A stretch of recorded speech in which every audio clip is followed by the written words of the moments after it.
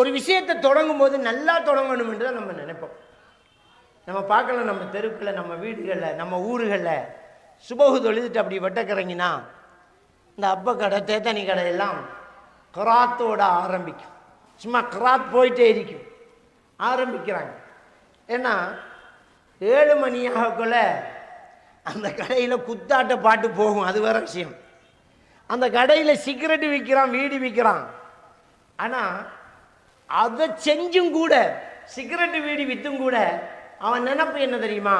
தொடக்கம் சரியாக இருக்கணும், தொடங்கும் போது பறக்கத்து இருக்கணும்.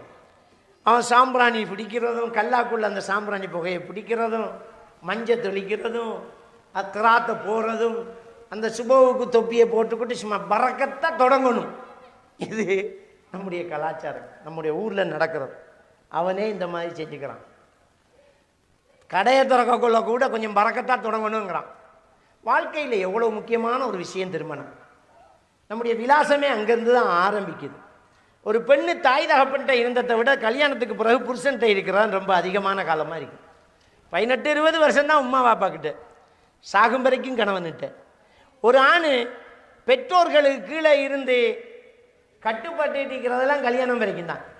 இந்த கல்யாணம் என்பது ஒரு உரிமை சாசனம்.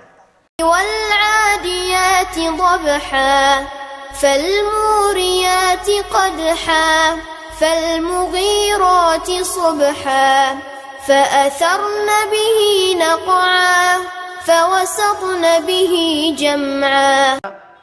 சூரா அல் ஹஷ்ர் 7வது வசனத்தில் ஒமா ஆத்தாக்குமுர் ரசூலு ஃபஹுதுஹு ஒமா நஹாக்கும் அன்ஹு ஃபன்தஹு. அல்லாஹ்வுடைய தூதர் எதனை உங்களுக்கு கொண்டு வந்தாரோ அதை எடுத்துக்கொள்ளுங்கள், எதை விட்டும் உங்களை தடுத்தாரோ அதை விட்டு